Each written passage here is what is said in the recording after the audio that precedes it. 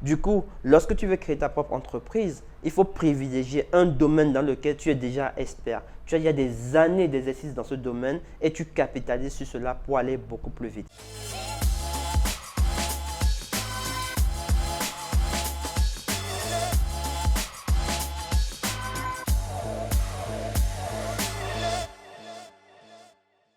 Trois idées de business issues du livre Père riche, Père pauvre de Robert Kiyosaki. C'est un célèbre ouvrage sur l'indépendance financière que tout le monde a lu. Au lieu de te faire un résumé dans cette vidéo, je vais plutôt me concentrer sur trois idées de business que tu peux en tirer et que j'utilise dans mon quotidien d'entrepreneur. Alors, quelles sont ces idées de business? Idée numéro 1. Devenir consultant. Si tu suis cette chaîne YouTube, c'est que tu es salarié aujourd'hui et tu es en quête d'idées justement pour lancer ton projet d'entreprise. La période dans laquelle nous nous trouvons aujourd'hui correspond à la crise sanitaire. Il y a une crise de Covid-19 qui secoue le monde entier. Il y a de plus en plus de précarité d'emploi. Tu regardes autour de toi, tu connais certainement des gens qui ont perdu leur emploi à cause de cette crise sanitaire. Tu te poses aujourd'hui peut-être des questions. Est-ce qu'il est temps pour moi peut-être d'avoir un plan B, d'avoir un plan de secours, ou encore dans ton boulot, tu t'ennuies ou tu n'aimes plus ce que tu fais? Donc dans ce cas, sois attentif. Et cette idée de business va justement te permettre de commencer de façon sereine, progressivement pour switcher vers l'entrepreneuriat. Alors, comment faire pour devenir consultant? Et pourquoi devenir consultant? Lorsque tu es consultant, tu travailles pour ton compte personnel, mais tu restes dans ton domaine d'expertise. Ça veut dire que tu capitalises sur ce que tu sais faire déjà. Au lieu de travailler en exclusivité pour un patron, parce que tu vends ta production à ton patron, tu vas plutôt vendre ton temps ou ta production à un client ou à plusieurs clients. Le seul challenge dans cette démarche, c'est de trouver soi-même les clients. Parce que lorsque tu étais salarié, peut-être, ce n'est pas toi qui trouvais les clients, à moins que tu ne sois un commercial. Sinon, tu es dans ton domaine technique et ce n'est pas toi qui t'occupes de l'aspect marketing. Mais par contre, lorsque tu deviens consultant, il faut toi-même aller trouver des missions. Ce qui est intéressant, c'est que des missions, tu pourras les facturer beaucoup plus cher. Tu pourras intervenir dans une entreprise ou travailler depuis chez toi sur des missions spécifiques et être rémunéré. C'est un bond en avant en termes de rémunération pour toi. Parce que la manière dont tu vas facturer les missions va complètement différer de ton salaire qui est fixe et qui évolue peut-être très peu dans ton poste actuel. Donc, l'idée numéro 1 de business que moi j'ai tiré du livre Père riche, Père pauvre, c'est de devenir consultant. Et donc, j'entre dans le cadran 2, celui des indépendants. Si tu connais le cadran du cash flow, il y en a 4. Le premier, c'est ceux qui ont un job, c'est les salariés. Le deuxième, ce sont les indépendants qui vendent leur temps. Le troisième, ce sont les propriétaires d'entreprises qui ont une entreprise qui fonctionne pour eux. Et le quatrième cadran, c'est pour les investisseurs. Donc, ce que je suis en train de faire avec toi là, à travers cette idée de business numéro 1, c'est de te passer dans le cadran des indépendants. Et là, évidemment, en tant que consultant, tu vendras ton temps. Seulement que tu le vendras beaucoup, beaucoup plus cher. Lors de mon parcours entrepreneurial, pour passer de salarié à entrepreneur, j'ai fait l'escale consultant. J'ai travaillé en tant que consultant pour un bureau d'études où j'ai pu augmenter ma rémunération. Donc, ce que je te conseille à travers cette idée de business numéro 1 issue du livre Père riche, Père pauvre, c'est de devenir consultant. Passons à présent à l'idée de business numéro 2. Idée de business numéro 2, créer ta propre entreprise. Lorsque tu es consultant, arrivé à un moment donné, tu te rends compte très rapidement que ton temps est limité. Il y a deux solutions.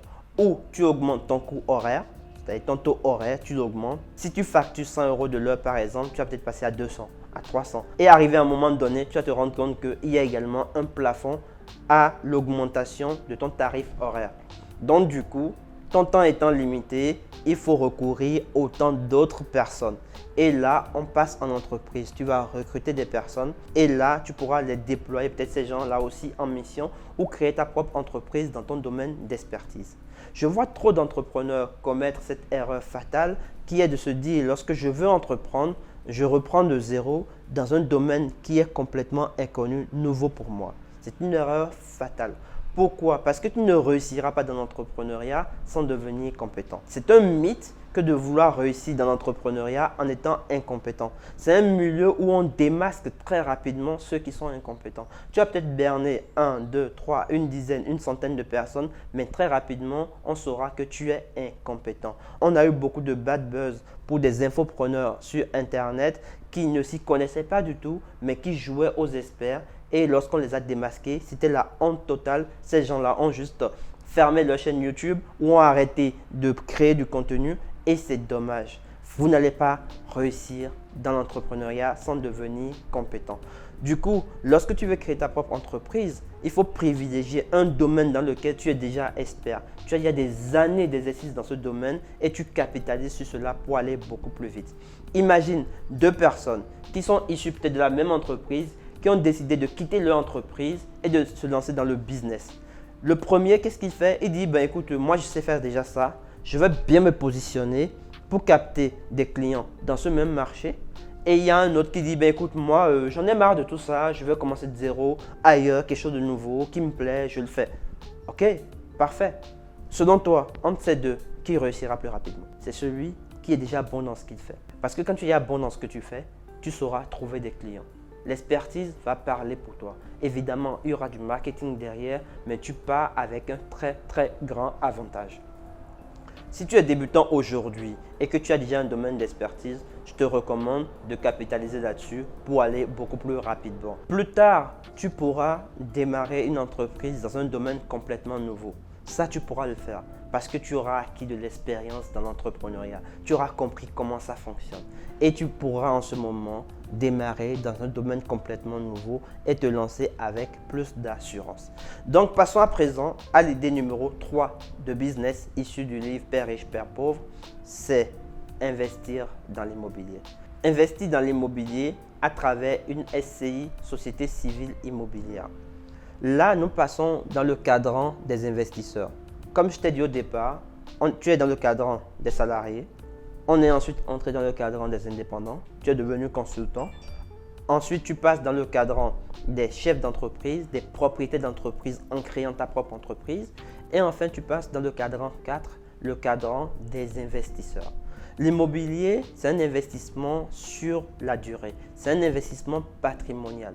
Mais ce qui est intéressant, en utilisant le bon système d'exploitation de tes biens immobiliers, tu peux être rentable tout de suite et avoir un cash flow important. Par exemple, tu achètes un immeuble de rapport ou des appartements que tu mets en location, peut-être en courte durée, ou même tu fais de la colocation. Ça te permettra non seulement de payer le crédit à la banque, mais d'avoir un cash flow que tu peux mettre de côté pour après l'utiliser pour des petits problèmes d'appartement. Ça peut être des fuites d'eau, ça peut être la canalisation, l'entretien, la rénovation et prospérer de cette façon-là. En ce qui me concerne, la phase dans laquelle je suis aujourd'hui, c'est cette phase-là d'investissement et je m'intéresse fortement à l'immobilier et je suis dans cette dynamique-là patrimoniale. Lorsque tu es dans une démarche patrimoniale, tu as une visibilité sur 10, 15, 20 ans. Tu investis sur la durée parce que tu sais que ces biens-là, lorsque tu les choisis bien, ça va prendre de la valeur dans le temps.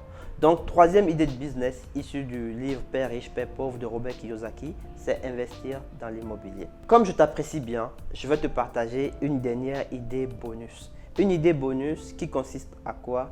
Toujours dans l'investissement, mais investir dans la bourse et dans les crypto-monnaies. C'est quelque chose de très important aujourd'hui. Les crypto-monnaies se développent à une vitesse vertigineuse.